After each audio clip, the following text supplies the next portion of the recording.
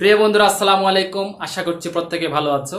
এই ভিডিওতে আমি পঞ্চম শ্রেণীর গণিত বইয়ের তৃতীয় অধ্যায়ের ঐকিক নিয়ম নামের যে বিষয়টি আছে সে বিষয়টি নিয়ে আলোচনা করব এবং আমি চেষ্টা করব খুব সহজভাবে বিষয়টি আলোচনা করার জন্য। চলো তাহলে শুরু করা যাক। এখন আমরা ঐকিক নিয়ম সম্পর্কে জানব। ঐকিক নিয়ম জানার পর আমরা এই তিনটি প্রশ্নের সমাধান করব এবং তিনটি প্রশ্নের সমাধান করার আগে আমরা ঐকিক নিয়মটা একটু জানি। ঐকিক নিয়ম হলো, মনে করো কেউ তোমাকে বলল তুমি বাজার থেকে 8টি কলম কিনেছ। মনে করো 8টি কলম তুমি কিনেছ। এখন তোমাকে যদি কেউ বলে যে 10টি কলমের মূল্য কত হবে, এবং তোমাকে সাথে সাথে আরেকটা বিষয় দেওয়া থাকবে, সেটা হচ্ছে তোমাকে যে 8টি কলম যে তুমি কিনেছো এই 8টি কলমের একটা নির্দিষ্ট মূল্য দেওয়া থাকবে। মনে করো 8টি কলমের মূল্য দেওয়া আছে 40 টাকা। কত টাকা? 40 টাকা। এখন তোমাকে বলা হলো যে 10টি কলমের মূল্য কত হবে। এখন 10টি কলমের মূল্য বের করার জন্য তুমি কিভাবে বের করবে একটু চিন্তা করো দেখি। তুমি নিশ্চয়ই 10টি কলমের মূল্য বের করার জন্য আগে চিন্তা করবা যে একটি কলমের মূল্য কত। একটি কলমের মূল্য বের করার জন্য আমাদের কি করতে হবে? এই যে 8টি কলমের মূল্য যে 40 টাকা, এই যে 40 টাকাকে আমরা 40কে আমরা 8 দিয়ে ভাগ দিব। 40কে যদি আমরা 8 দিয়ে ভাগ দেই তার মানে 40 8 ভাগ হয়ে যাবে। 8 ভাগ হয়ে আমরা জানি 5 8 40, তার মানে 5 পাবো।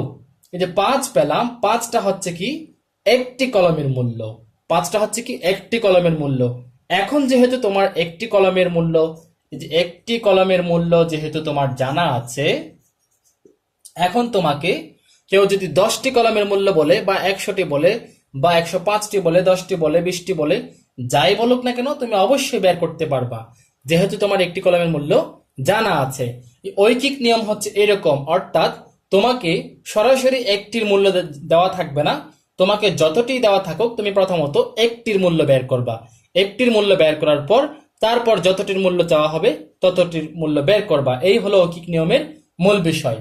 এখন আমরা 1 2 3 করব। 1 2 3 করার পর এই তিনটি প্রশ্নের সমাধান করার পর আশা করি তোমাদের ঐকিক নিয়ম নিয়ে আর কোনো ঝামেলা থাকবে না। এবং এই তিনটি অঙ্ক কিন্তু বই থেকেই নেওয়া, 17 পৃষ্ঠায় আছে। কিন্তু 17 পৃষ্ঠায় এই তিনটি অঙ্ক আছে। এবার দেখো দেখি 1 নাম্বার অঙ্ক দেখো দেখি। 4টি কলমের মূল্য 80 টাকা। 10টি কলমের মূল্য কত? এই যে এখন আমি দেখালাম ঠিক এইটার মতোই। 4টি কলমের মূল্য 80 টাকা। আমরা একটি কলমের মূল্য বের করব এবং একটি কলমের মূল্য যদি আমরা বের করতে পারি তারপর আমাদের 10টি কলমের মূল্য বা যতটি কলমের মূল্য বের করতে বলুক কোনো সমস্যা হবে না। তাই আমরা লিখবো যে প্রথমত দেওয়া আছে যে 1 নাম্বারটা করছি আমি, যে 4টি কলমের মূল্য 80 টাকা। তাহলে তুমি এবার একটি কলমের মূল্য বের করবা। একটি কলমের মূল্য কিভাবে বের হবে? এই যে 80কে আমরা 80 ভাগ 4 টাকা সমান সমান কত টাকা? সমান সমান এদিকে দিয়ে লিখতে পারো, আমি জায়গা কম যেহেতু পাশাপাশি লিখছি, কোনো সমস্যা নাই। সমান সমান কত টাকা হবে? 80কে আমরা 4 দিয়ে ভাগ দিব।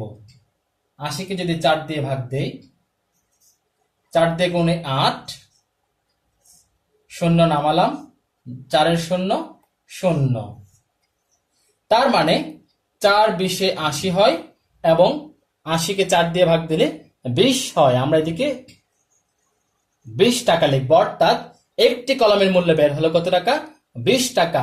এবার আমরা লিখবো যে সুতরাং 10টি কলমের মূল্য সমান সমান ওই যে 10 গুণ বা 20 গুণ 10 টাকা। তাহলে 20কে 10 দিয়ে গুণ করলে কি হয়? সহজ নিয়মে আমরা শূন্য ছাড়া বাকি অঙ্কগুলো গুণ করব। 2 একে 2, তারপর 2টা শূন্য আছে, 2টা শূন্য বসিয়ে দিব, টাকা। কারণ 10টি কলমের মূল্য কত আসলো? 200 টাকা। এভাবেই করব আমরা। এটা হচ্ছে 1 নাম্বারের উত্তর। এবার 2 নাম্বারটা পড়ো দেখি। 2 নাম্বারটা এরকম খুবই সহজ। 2 নাম্বার প্রশ্নে বলা হয়েছে, দেখো দেখি, একটি কারখানায় 5 দিনে 2450টি মোটরসাইকেল তৈরি হয়, 4 সপ্তাহে ওই কারখানায় কতটি মোটরসাইকেল তৈরি হবে? এখন এখানে মূল বিষয়টা হচ্ছে যে যেহেতু এখানে 4 সপ্তাহে ওই কারখানায় কতটি মোটরসাইকেল তৈরি হবে জানতে চাওয়া হয়েছে, 4 সপ্তাহ জানতে চাওয়া হয়েছে, আমাদেরকে প্রথমত 1 সপ্তাহে কতটি সাইকেল তৈরি হয় সেটা বের করতে হবে।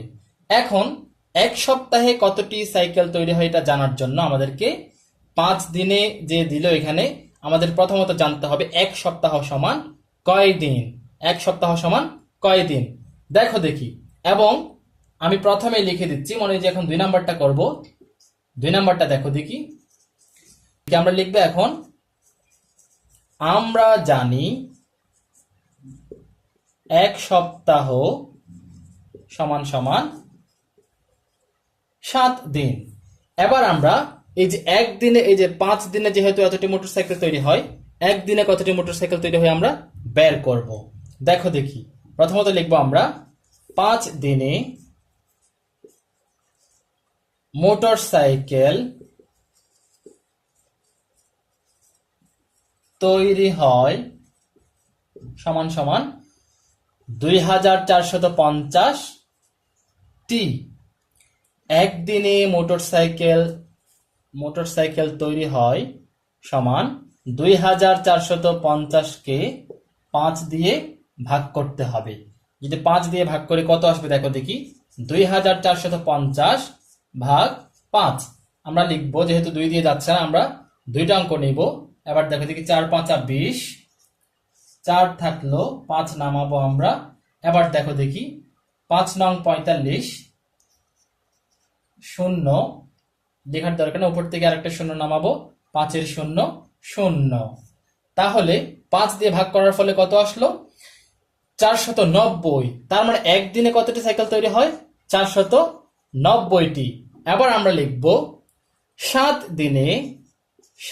দিনে বা 1 সপ্তাহে ডট ডট দিয়ে লিখে দেই, বা তোমরা লিখতেও পারো মোটরসাইকেল তৈরি হয়। আমি ডট ডট দিচ্ছি যেন জায়গা কম যায় এবং সময়ও যেন কম যায়। 7 দিনে বা 1 সপ্তাহে মোটরসাইকেল তৈরি হয়। আমরা একদিনে যেহেতু 490টি, আমরা 490কে 7 দিয়ে গুণ দেব এত টি। তাহলে 7 দিয়ে গুণ দিলে কত হয়, আমরা এখন 490কে 7 দিয়ে গুণ দেব। 7 দিয়ে যদি আমরা গুণ দেই, 490 গুণন 7, 7 0 0, 7 9 63 এর 3, হাতে আছে 6, 4 7 28, 28 এবং 6 যদি আমরা যোগ করি তাহলে হয় 34। তাহলে 3430 পেলাম। তার মানে আমরা এদিকে পেলাম 3430 টি। এটা হচ্ছে 7 দিনে বা 1 সপ্তাহে তৈরি হয় 3430টি। এবার আমরা 1 সপ্তাহে যেহেতু এতটি সাইকেল তৈরি হয়, আমরা 4 সপ্তাহে যদি বের করি, আবার দেখো দেখি 4 সপ্তাহে তৈরি হয় মোটরসাইকেল তৈরি হয় সমান সমান 3430টি। যেহেতু 1 সপ্তাহে, তার মানে আমরা 1 সপ্তাহে যতটি তৈরি হয় এই যে এটার সাথে 4 গুণ দিব, 4 সপ্তাহে যেহেতু এতটি। তার মানে এটার সাথে এখন আমরা 4 দিয়ে যদি গুণ দেই, 4 দিয়ে গুণ দিলে উপরের এগুলা দেখবা না, শুধুমাত্র এটা দেখো দেখি। 4 0 0, 3 4 12 এর 2, হাতে আছে 1, তারপর 4 4 16, 16 এবং 1 17 এর 7, হাতে আছে 1, 3 4 12, 12 1 13।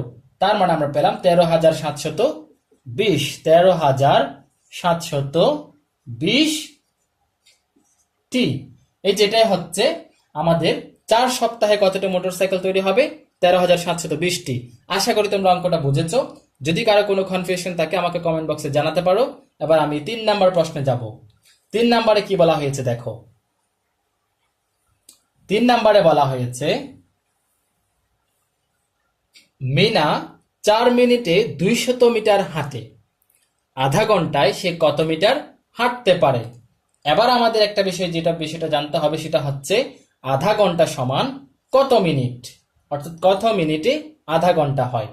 এবার আমরা সেই বিষয়টা লিখব যে দেখো দেখি আমরা জানি দিয়ে আমরা লিখব আমরা জানি আধা ঘন্টা সমান সমান 30 মিনিট। এবার দেখো দেখি 4 মিনিটে যেহেতু 200 মিটার হাঁটে, 1 মিনিটে কত মিটার হাঁটে আমরা এখন বের করব। এই যে দেওয়া আছে 4 মিনিটে, মিনা লিখতে পারো, মিনা 4 মিনিটে হাঁটে সমান সমান 200 মিনিট।